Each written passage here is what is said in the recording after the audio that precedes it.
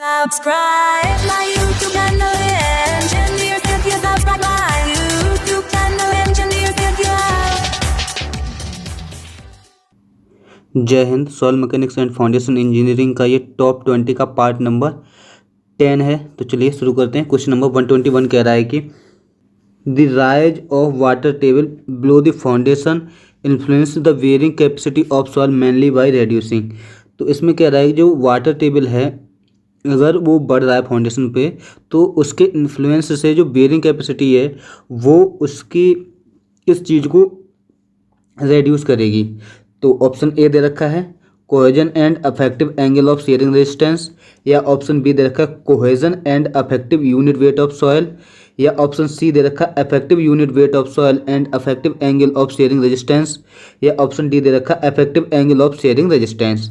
तो जो हमारी वाटर टेबल के आने से जो हमारी रेड्यूस होगी वो होगा हमारा कोहेजन, ऑप्शन बी होगा कोहेजन रेड्यूस होगा, और जो affective unit weight of soil है वो भी साथ में ही रेड्यूस होगा। तो ऑप्शन जो है बी करेक्ट आंसर हो जाएगा।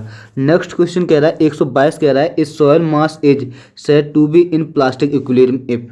जो हमारी सॉइल है उसको हम कब कहेंगे कि वो हमारी प्लास्टिक इक्विलिब्रियम में है, यदि it is stage to maximum, या ऑप्शन बी दे रखा है it is on the verge of failure, या ऑप्शन सी दे रखा है it is in plastic stage, या ऑप्शन डी दे रखा है इट स्टार्ट फ्लोइंग। यानी कि हम सॉइल को कब कहेंगे कि वो प्लास्टिक इक्विलिब्रियम में है। तो इसका जो ऑप्शन है वो राइट आंसर हो जाएगा option B it is on the verge of failure. जब वो फेलियर की कंडीशन में होगी तो उस टाइम उसकी जो कंडीशन को हम कहेंगे वो कहेंगे प्लास्टिक इक्विलिब्रियम है।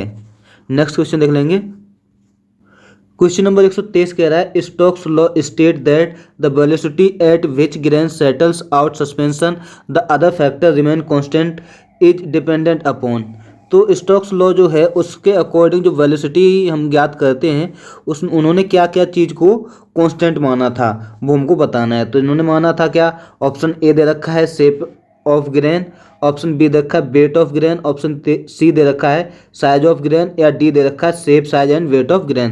तो इसका जो आंसर है वो डी राइट आंसर हो जाएगा, shape size and weight of grain. इन सभी चीज़ों को, तीनों चीज़ों को स्टोक्स ने माना था कि ये क्या है, कांस्टेंट हैं। जो शेप है पार्टिकल का वो चेंज नहीं होगा, ना ही उसका साइज चेंज होगा और ना ही उसका जो वेट है वो चेंज होगा। नेक्स्ट क्वेश्चन कह रहा है 124 कह रहा है कि pick up the correct statement from the following. Correct statement choose करना है। ए ऑप्शन कह रहा है a soil having pH value more than 7 is an acidic soil. यानी कि जब हमारे पीएच मान 7 से ज़्यादा होगा तो क्या वो एसिडिक सॉइल होगी, ये बात सही है। या ऑप्शन बी रखा है a soil having pH value less than 7 an acidic soil, या जब हमारी पीएच का मान 7 से कम है तो वो हमारी एसिडिक सॉइल होगी। या ऑप्शन सी दे रखा है a soil having pH value more than 7 is an alkaline soil, या जब हमारे पीएच का मान 7 से ज़्यादा है तो वो हमारी एल्कलाइन सॉइल होगी। या ऑप्शन डी दे रखा है a soil containing chemicals for the manufacture of Portland cement is preferred. या डी कह रहा है कि जो सॉइल है जिसमें केमिकल हैं तो उस सॉइल को हम पोर्टलैंड सीमेंट बनाने के लिए प्रीफर करते हैं। तो इसका जो ऑप्शन है वो बी और सी दोनों ही सही हो जाएंगे कि जब हमारा पीएच का मान 7 से कम होगा इस स्थिति में हम कहेंगे कि सॉइल जो है वो एसिडिक है, और जब पीएच का मान 7 से ज़्यादा होगा तो हम कहेंगे कि जो सॉइल है वो हमारी एल्कली सॉइल है। नेक्स्ट क्वेश्चन देख लेंगे। क्वेश्चन नंबर 125 कह रहा है contact pressure beneath a rigid footing resist on cohesive soil है। जब हमारी कोई सॉइल है, जब हमारी कोई फुटिंग है वो कोहेसिव सॉइल पर रेस्ट कर रही है तो इस कंडीशन में क्या होगा। तो इसमें पूछा है कॉन्टैक्ट प्रेशर क्या होगा जब हमारी कोई फुटिंग है, कैसी रिजिड फुटिंग है और किस पर लाई कर रही है, कोहेसिव सॉइल पर लाई कर रही है। तो इस कंडीशन के लिए जो कॉन्टैक्ट प्रेशर होगा वो less at edge compare to middle होगा, या more at edge compare to middle होगा, या यूनिफॉर्म थ्रू आउट होगा, या नन ऑफ द एबव होगा। तो इसका ऑप्शन जो है वो बी राइट आंसर हो जाएगा। जब हमारी रिजिड फुटिंग होगी और कोहेसिव सॉइल पर रेस्ट कर रही होगी इस स्थिति में जो कॉन्टैक्ट प्रेशर का जो डायग्राम बनेगा वो हमारा मोर रहेगा, एज यानी किनारों पर ज़्यादा रहेगा एज कंपेयर टू मिडिल। तो ऑप्शन जो है वो बी राइट आंसर हो जाएगा। नेक्स्ट क्वेश्चन देख लेते हैं। क्वेश्चन नंबर 126 कह रहा है the plasticity of fine soil may be assessed by means of. जो प्लास्टिसिटी है उसको हम किसके द्वारा दर्शा सकते हैं। ऑप्शन ए दे रखा है ड्राई स्ट्रेंथ टेस्ट, या बी दे रखा है टफनेस टेस्ट, या सी दे रखा है डायलेटेंसी टेस्ट, या डी दे रखा है ऑल ऑफ दी एबव। तो इसका जो ऑप्शन है वो हो जाएगा ऑल ऑफ दी एबव। इन तीनों के द्वारा हम प्लास्टिसिटी ऑफ फाइन सॉल्व को दर्शा सकते हैं। नेक्स्ट क्वेश्चन देख लेते हैं। क्वेश्चन नंबर 127 कह रहा है pick up the correct statement from the following. Correct statement choose करना है। पहला ऑप्शन कह रहा है sandy clay loam contain highest percentage of sand. जो सैंडी क्लेई लोम होती है उसमें ये कह रहा है कि जो परसेंटेज ऑफ सैंड है वो हाईएस्ट होती है, या ऑप्शन बी रखा है silty clay loam content highest percentage of silt, या सिल्टी क्लेई लोम जो होती है उसमें जो हमारी सिल्ट की परसेंटेज है वो काफ़ी ज़्यादा होती है। ऑप्शन सी कह रहा है stiff boulder clay offer maximum shear strength, या जो स्टिफ बोल्डर हैं वो हमें मैक्सिमम शियर स्ट्रेंथ देते हैं, या डी दे रखा है soft chalk carry least safe load, यानी कि जो सॉफ्ट चॉक है वो लीस्ट लोड सेफ को वहन करती है, ले जाती है। तो इसका जो ऑप्शन है राइट हो जाएगा ऑप्शन नंबर बी। जो बी है वो सही है। सिल्टी क्लेई लोम जो होती है उसमें जो परसेंटेज ऑफ सिल्ट है वो ज़्यादा मात्रा में रहता है। नेक्स्ट क्वेश्चन देख लेंगे। क्वेश्चन नंबर 128 कह रहा है for general engineering purpose soil are classified by. जो सॉइल का हम क्लासिफिकेशन करते हैं जनरल इंजीनियरिंग पर्पज के लिए वो किसके अकॉर्डिंग करते हैं? क्या उसको पार्टिकल साइज क्लासिफिकेशन सिस्टम से करते हैं, या ऑप्शन बी दे रखा है टेक्सचर क्लासिफिकेशन सिस्टम से करते हैं, या सी दे रखा है highway research board HRB classification system से करते हैं, या ऑप्शन डी दे रखा है यूनिफाइड सॉइल क्लासिफिकेशन सिस्टम। तो इसका जो आंसर है वो हो जाएगा हमारा option number D, unified soil classification system से क्लासिफिकेशन करते हैं, जिसको इंडियन सॉइल क्लासिफिकेशन सिस्टम भी कहते हैं। नेक्स्ट क्वेश्चन देख लेते हैं। क्वेश्चन नंबर 129 कह रहा है water content of soil can. जो वाटर कंटेंट है सॉइल का वो कितना हो सकता है? क्या वो नेवर बी ग्रेटर देन 100% होगा, या take value only from 0 to 100% होती है, या बी लेस देन 0% होता है, या डी बी ग्रेटर देन 100% होता है? तो जो वाटर कंटेंट का जो हमारा फॉर्मूला होता है वेट वाटर यानी कि W equal to weight of water to the weight of solid. तो जो हम देख सकते हैं कि वेट ऑफ वाटर कुछ भी हो सकता है, यानी कि और वेट ऑफ सॉलिड अलग अलग पार्ट हैं। तो ये वेट ऑफ वाटर हमारा कुछ भी हो सकता है, ये वेट ऑफ सॉलिड से ज़्यादा भी हो सकता है, यानी ज़्यादा होगा तो ये हमारा 100 से ज़्यादा भी हो सकता है। तो हम कह सकते हैं इसका जो ऑप्शन है वो डी राइट आंसर होगा, यानी water content of soil can be greater than 100%। जो सॉइल का वाटर कंटेंट है वो 100% से ज़्यादा हो सकता है। नेक्स्ट क्वेश्चन देख लेते हैं। क्वेश्चन नंबर 130 कह रहा है through a point in a loaded soil mass their exits and typical planes mutually orthogonal on which the stress is wholly normal and no shear x if n। जब n का मान कितने के बराबर हो? 3 के बराबर हो तो वहाँ पर नॉर्मल और shear स्ट्रेस नहीं होंगे। नेक्स्ट क्वेश्चन देख लेंगे। 131 कह रहा है pick up the correct statement from the following. Correct statement choose करना है। पहला कह रहा है failure plane carry maximum shear stress. जो फेलियर प्लेन होता है उस पर मैक्सिमम शियर स्ट्रेस होता है। ऑप्शन बी कह रहा है failure plane does not carry maximum shear stress, या जो फेलियर प्लेन होता है वो मैक्सिमम शियर स्ट्रेस नहीं वहन कर सकता है। ऑप्शन सी कह रहा है failure plane carry shear stress equal to maximum shear stress, यानी कि सी ऑप्शन कह रहा है जो फेलियर प्लेन है उस पर जो शियर स्ट्रेस लगेंगे वो मैक्सिमम शियर स्ट्रेस के बराबर लगेंगे, या डी कह रहा है नन ऑफ दी एबव। तो इसका जो ऑप्शन है राइट आंसर हो जाएगा option number B, failure plane does not carry maximum shear stress. जो फेलियर प्लेन होगा वो हमारा कभी भी मैक्सिमम शियर स्ट्रेस वहन नहीं कर पाएगा, कि जैसे ही फेलियर प्लेन पे मैक्सिमम शियर स्ट्रेस लगेगा तो वो जो प्लेन है वो फेल हो जाएगा। तो नेक्स्ट क्वेश्चन देख लेते हैं। क्वेश्चन नंबर 132 कह रहा है कि the fatigue line is an earth dam में बी। जो फैटिग लाइन है अर्थ डैम में वो कैसी हो सकती है? क्या वो पैराबोलिक होगी, या ऑप्शन बी दे रखा है इलिप्टिकल होगी, या सी दे रखा है पैराबोलिक, ऑप्शन डी दे रखा है स्ट्रेट लाइन। ऑप्शन ए दिया था इसका सर्कुलर, यानी कि क्या वो फटीग लाइन सर्कुलर होगी, इलिप्टिकल होगी, या पैराबोलिक होगी, या स्ट्रेट लाइन होगी। जो फटीग लाइन है हमारी अर्थ डैम में वो हमारी कैसी होती है? Parabolic. Option B right answer हो जाएगा। Phreatic line in earth dam में भी पैराबोलिक। नेक्स्ट क्वेश्चन देख लेते हैं। 133 कह रहा है if void ratio of soil mass are fully air only the soil is term है। जब हमारी कोई सॉइल मास है उसमें सिर्फ और सिर्फ क्या भरा है? एयर है सिर्फ, यानी कि इधर तो ये सॉलिड हो जाएगा और ऊपर साइड में एयर है। तो ये हमारा 2 फेस डायग्राम बन गया है, और इसमें क्या होगा? ड्राई सॉइल होगी। जब हमारी फुली ड्राई होगी तो क्या होगा? उसमें एयर होगी और सॉलिड होगी। और जब हमारी पार्शियली हो तो इसमें क्या आ जाता है? वाटर कंटेंट भी आ जाता है, यानी कि वाटर की मात्रा भी आ जाती है। और जब हमारी फुली सैचुरेटेड होगी तो सिर्फ 2 ही चीज़ें होती हैं। एक तो हमारी रहती है क्या? सॉइल और ऊपर रहता है वाटर, जब हमारी सॉइल क्या हो, फुली सैचुरेटेड हो। तो देख सकते हैं कि जब इसने क्या कहा है कि एयर ओनली है, तो एयर है तो हमारी सॉइल कैसी होगी, ड्राई होगी। तो option number C right answer हो जाएगा। नेक्स्ट क्वेश्चन देख लेंगे। क्वेश्चन नंबर 134 कह रहा है ऑन वेटिंग कोहेसिव सॉइल, यानी कि जब हम कोहेसिव सॉइल को गीला करेंगे और उसमें वाटर कंटेंट की मात्रा को बढ़ाएंगे तो क्या होगा।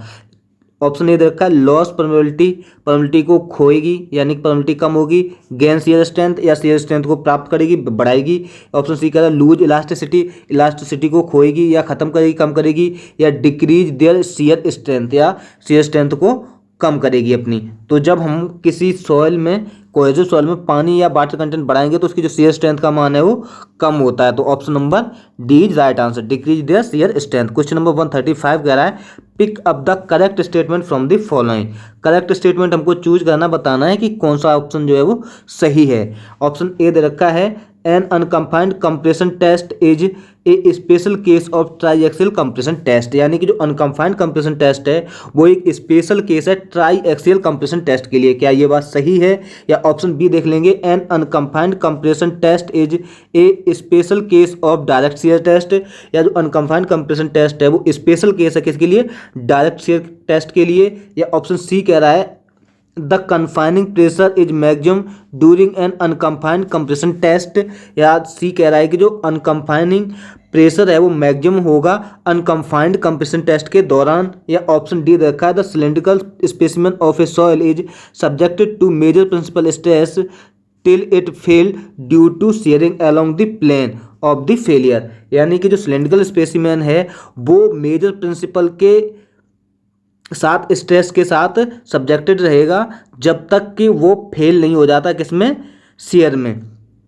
तो इसका जो ऑप्शन है वो राइट हो जाएगा ऑप्शन नंबर ए, यानी कि इन्होंने करेक्ट पूछा तो ए ऑप्शन है वो राइट है कि जो अनकम्फाइंड कंप्रेशन टेस्ट है वो हमारा स्पेशल केस है किसका, ट्राईएक्सियल टेस्ट का। यानी कि जो ट्राईएक्सियल टेस्ट होता है उसमें हमारी सभी जो भी कंडीशन होती हैं कन्फाइनिंग और ड्रेनेज और अनड्रेन्ड या ड्रेन टेस्ट, तो सबके लिए जो सबसे बेस्ट है वो ट्राईएक्सियल कंप्रेशन टेस्ट है। हम कह सकते हैं कि जो ऑप्शन ए है वो राइट आंसर हो जाएगा।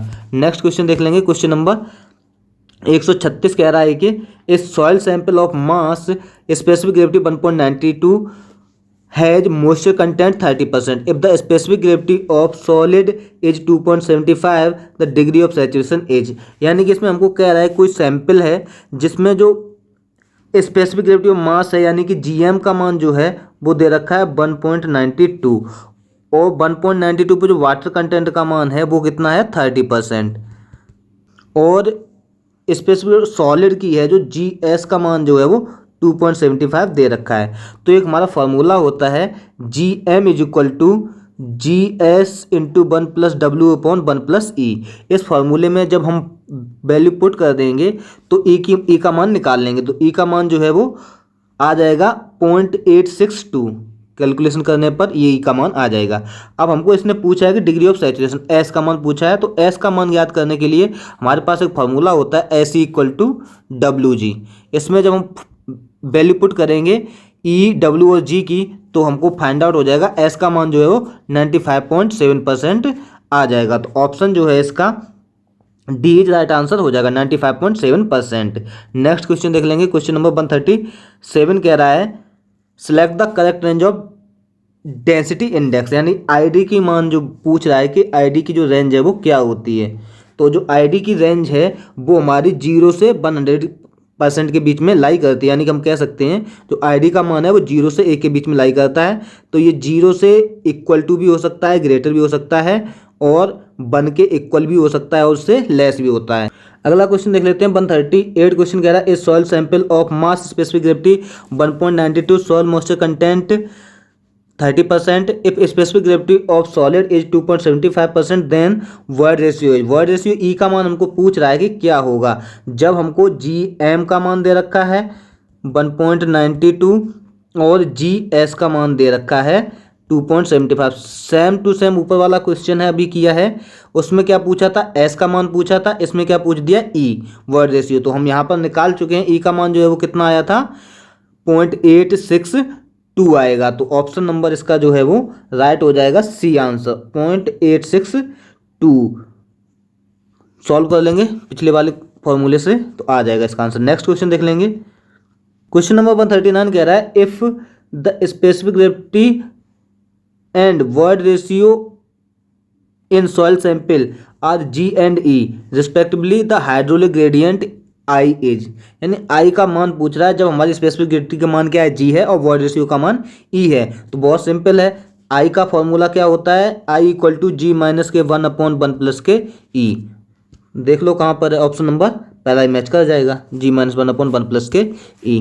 Option A is right answer. Next question देख लेंगे। Question number 140 and last question of this video. In A flow net, flow net में क्या होता है, flow lines equipotential line cross each other at right angle. जो flow net होता है उसमें जो इक्विपोटेंशियल लाइन है और फ्लो लाइन है वो एक दूसरे को राइट एंगल पर काटती हैं। क्या ये बात सही है, या ऑप्शन बी देख लेंगे। Field are rectangular whose length is twice the breadth. क्या जो फील्ड होता है वो हमारा रेक्टेंगुलर होगा, जो कि जिसकी जो लेंथ है वो ब्रेथ की दोगुना होगी। क्या ये बात सही है, या ऑप्शन सी कह रहा है smaller the dimension of field smaller will be the hydraulic gradient and velocity of flow through it. यानी कि तीसरा ऑप्शन कह रहा है कि जो अगर हम फील्ड की जो डायमेंशन है वो स्मॉलर रखेंगे तो जो हाइड्रोलिक ग्रेडियंट और वेलोसिटी का मान है वो कम होगा। या ऑप्शन डी दे रखा है for homogeneous soil the curve are smooth and circular. या डी ऑप्शन कह रहा है कि जो होमोजीनियस सॉइल होती है उनके लिए जो कर्व हैं वो स्मूथ और सर्कुलर होंगे। तो जो ऑप्शन इसने सी, डी और बी कहा है ये तीनों क्या हैं, गलत हैं हमारे। तो ऑप्शन जो है वो ए इज राइट आंसर हो जाएगा। जो फ्लो लाइन है इक्विपोटेंशियल लाइन के एक दूसरे से राइट एंगल पर काटती हैं, तो option A is right answer. लेकिन जो इसने कहा है कि दूसरा ऑप्शन दे रखा है फील्ड आर रेक्टेंगुलर, तो इसमें कोई फील्ड का जो है वो निर्धारण नहीं होता है, रेक्टेंगुलर होंगे कुछ भी हो सकते हैं, और ना ही उनकी ब्रेथ और लेंथ के बारे में पहले से पता होता है। और तीसरा कह रहा है smaller dimension field smaller hydraulic gradient, ये भी कोई वो नहीं है, और ना ही डी वाला है। तो ऑप्शन जो है वो ए इज राइट आंसर।